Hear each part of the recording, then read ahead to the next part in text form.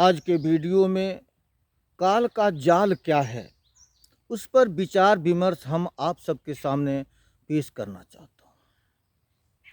काल ने बड़ी बारीकी के साथ इस संसार में अपना जाल बिछाया हुआ है, जो कि 4 प्रकार का है।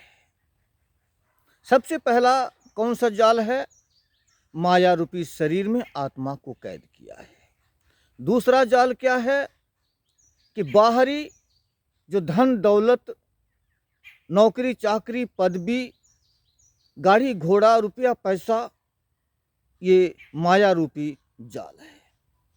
तीसरा जाल क्या है कि सभी जीवों को जाति पाति में बांटकर, धर्मों में बांटकर, एक ऊंचे नीचे का भेद लगाकर लोगों को दंडित करता है। और चौथा जाल इसका क्या है कि पाप और पुण्य में हमें फंसा करके रखता है। तो आइए सबसे पहले हम समझते हैं कि हम इंसानी जामा यानी माया रूपी शरीर में हम कैसे बंधे हैं, क्यों बंधे हैं। इसलिए कि उस कुल मालिक ने अपने मौज से सृष्टि को बनाया और इसमें 84 लाख योनियां बनाई, जो कि 84 लाख योनियां सृष्टि को चलाने के लिए बनाया गया, जिसमें उत्तम से उत्तम सृष्टि का सरताज मानकर मानव जीवन को बनाया है। और जब सृष्टि को चलाने के लिए आत्मा को उस कुल मालिक ने काल भगवान के हवाले किया, तो काल भगवान ने एक शरीर रूपी पिंजड़े में कैद कर लिया। क्यों? कि ये शरीर, जब तक शरीर में आत्मा न हो, सिर्फ आत्मा ही संसार में कार्यशील नहीं हो सकती, जब तक कि शरीर इसके साथ ना हो। तो शरीर को कार्यशील आत्मा को बनाने के लिए माया रूपी शरीर में आत्मा को कैद कर लिया। क्योंकि आत्मा चेतन है और ये शरीर एक माया है। इस शरीर के अंदर मन जो काल का एजेंट है वो है।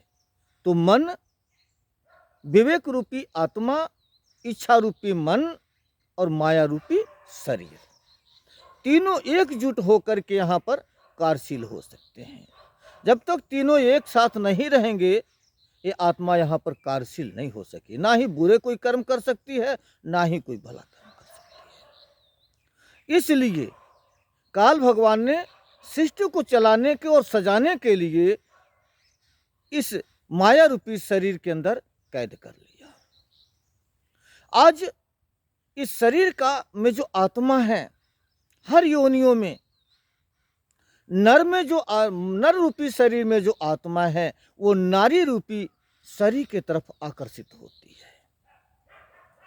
शरीर, नारी का शरीर देखकर पुरुष आकर्षित हो जाता है और पुरुष की सुंदरता को देखकर नारी आकर्षित हो जाती है। दोनों को संयोग से सृष्टि को चलाने के लिए जिस योनि में आत्मा है उसका अंकुरण होता है और सृष्टि चलने का साज आगे बढ़ता रहता है, पीछे से गुजरता जाता है और अंकुरण होकर आगे का साज बढ़ता रहता है। इसलिए सृष्टि चल रही है। अब जब व्यक्ति माया की तरफ आकर्षित होता है, जब काम वासना जागती है, तो ये जो आत्मा है विवेकवान होते हुए भी अनेकों ऐसा ये कुकर्म करती है जो कि मानवता के विरुद्ध होता है, सत्य और धर्म के विरुद्ध होता है।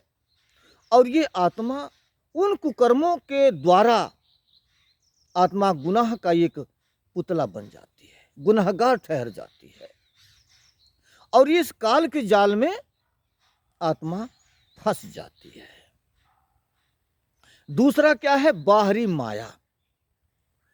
हम अपना जीविका चलाने के लिए अनेकों धन दौलत की जरूरत पड़ती है, अनेकों साज की जरूरत पड़ती है। जितना भी हम अधिक से अधिक धन कमाने के लिए अनेकों झूठ छल कपट करते हैं, लोगों को शोषण करते हैं, लोगों को लूटने का काम करते हैं, चोरी ठगी बेईमानी करते हैं। हम अधिक से अधिक धन दौलत पा लेना, बढ़िया घर मकान बना लेना, गाड़ी घोड़ा बना लेना, अच्छी नौकरी पर पहुंच जाना, अच्छी पदवी पर पहुंच जाना, अच्छे नेतागिरी पर पहुंच जाना, अच्छे बड़े से बड़े हुकूमत पा लेना, लोगों के ऊपर राज करना, अपनी हुकूमत को कायम करना, ये अनेक प्रकार के मन हमें अंदर से इच्छाएं प्रकट करता रहता है।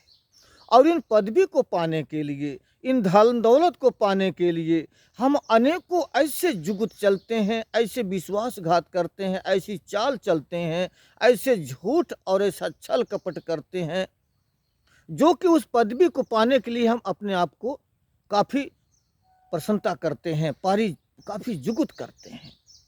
इस तरह से हमारी आत्मा गुनाहों की एक पात्र बन करके रह जाती है। तीसरा क्या है? तीसरा है जाति पाति में बांट देना, धर्मों में बांट देना। आप विचार करके सभी देखें कि प्रकृति किसी से ऊंच नीच का भेद नहीं मानती। देवी देवता ऊंच नीच जाति बिरादरी के हिसाब से किसी को प्रकट या किसी को वरदान नहीं देते। धर्मराज के दरबार में किसी भी तरह का किसी के साथ कोई जाति पाति देखकर उसका पक्षपात नहीं होता। तो जब हमें प्राकृतिक भी समानता का भाव देती है, देवी देवता भी समानता का भाव देते हैं, धर्मराज के दरबार में भी समानता का भाव मिलता है, फिर जाति धर्म आया कहाँ से? किसने बनाया? इसलिए जाति बनाया इंसान ने। इंसान के अंदर जो मन बैठा है, इसने अपना बड़कपन दिखाने के लिए ये काल ने ऐसा जाल बुना कि ऊंच नीच के भेद लगाकर लोग गुनाहगार बन जाएंगे। जाति और धर्म में आज देखिए, धर्म के नाम पर इतने मर्डर हो जाते हैं, इतने लाशें बिछ जाती हैं, इतने मार काट हो जाते हैं, जो पीछे के ज़माने में इतिहास जानता है कितने राजाओं ने, कितने महाराजाओं ने अपने राज्य को बचाने के लिए, अपनी प्रशंसा के लिए, अपनी हुकूमत के लिए, अपने धर्म के पीछे कितने मुसलमानों ने हिंदुओं को मार दिया, कितनों हिंदुओं ने मुसलमानों को मार दिया। धर्म के नाम पर अनेकों लाखों की तादाद से लाशें बिछ जाती हैं। इसका कारण क्या है? मन ने जाति पाति बनाया, जो कि समानता का भाव जब कोई प्राकृतिक भी नहीं मानती है, तो जाति बिरादरी आई कहाँ से? ये मन का चाल है। मन ने गुनाहगार बनाने के लिए अपना ऐसा जाल बिछा रखा है कि जीव यहाँ आकर गुनाह करेगा, गुनाह का पात्र बनेगा, और जब गुनाह का पात्र बनेगा तो सजा दिया जाएगा। सजा देने के लिए, पाने के लिए फिर मृतलोक में अनेक योनियों में आएगा, धर्मराज में जाकर के लेखा देगा, नरकों में पड़ेगा। इसलिए गुनाहगार बनाने के लिए सारे मन ने, काल ने यहाँ जाल बिछाए हुए हैं। चौथा क्या है? जब सारे गुनाहगार हम करते जाते हैं, अपने जीवन पलट के देखते हैं कि मैंने तो बड़े पाप किए हैं, बहुत पाप किया, हमें उधरना कैसे चाहिए, कैसे पाप से मुक्ति पाएंगे? तो जो वेदों को जो रीति रिवाज है, ग्रंथों पोथियाँ वेद शास्त्र में बताते हैं कि दान करो, पुण्य करो, जग करो, भोग करो, तीर्थ करो, व्रत उपहास करो, तीर्थों पे जाओ दान दो, मंदिरों में जाओ दान दो। अनेकों प्रकार का दान हमसे करवाता है, जो कि हम अनेकों दान देते लेते चले जाते हैं। ये आखिरी चाल काल ने ऐसा चला हुआ है।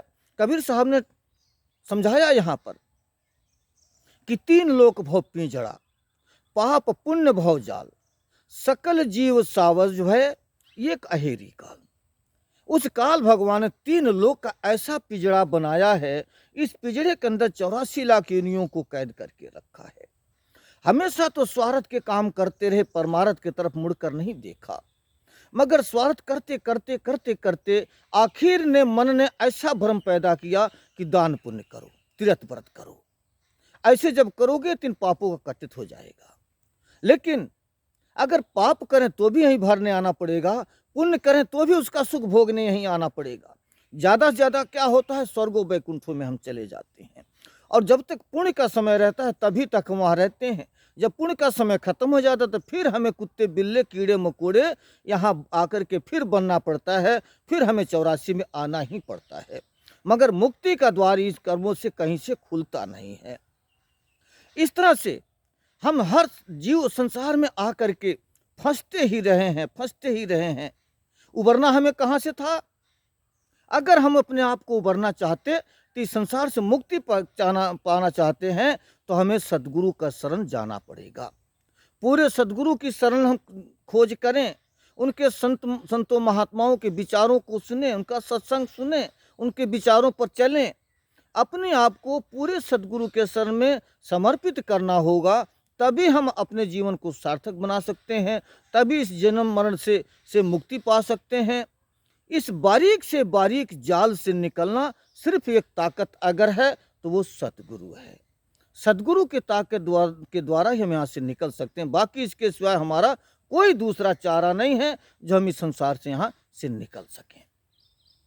तो हमें अब क्या करना है कि आखिरी में हमें सद्गुरु की खोज करनी है, भक्ति करनी है, परमात्मा के शरण में जाना है, उसकी सुमिरन भजन बंदगी करना है, तभी हमारा ये मानव जीवन यहाँ से कल्याण हो सकता है। तो ये माया जो काल का जो जाल है, इस जाल को हमें समझना होगा, इसकी जानकारी लेना होगा।